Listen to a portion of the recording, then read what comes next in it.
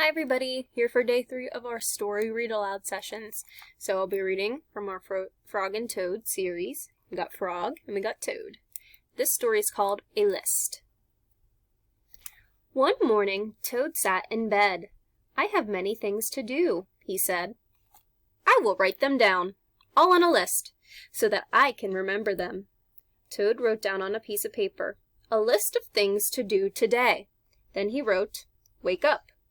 "I have done that," said Toad, and he crossed it out.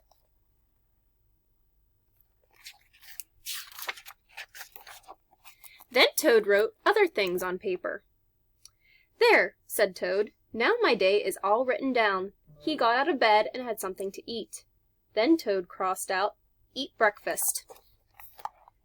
And there's Toad's list if you can see it. It says, eat breakfast, get dressed, go to Frog's house, take a walk, eat lunch, take nap, play games with Frog, eat supper, and go to sleep.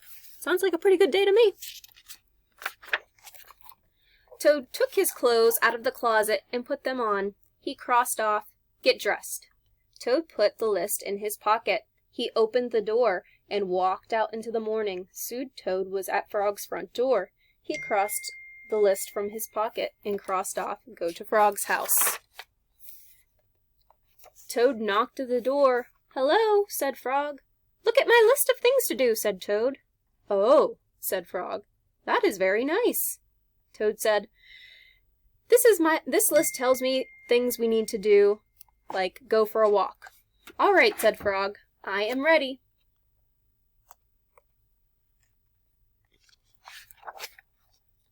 Toad and Frog went on a long walk. Then Toad took his list from his pocket again. He crossed out, "Take a walk with Frog." Just then there was a strong wind. It blew the list out of Toad's hand. The list blew high up into the air. "Help!" cried Toad. "My list is blowing away. What will I do without my list?" "Hurry," said Frog. "We will run and catch it." "No!" shouted Toad. "I cannot do that." "Why not?" asked Frog. "Because," wailed Toad, "running after my list is not one of my things that I wrote on my list of things to do." Frog ran after the list. He ran over the hills and over the swamps, but the list blew on and on. At last Frog came back to Toad.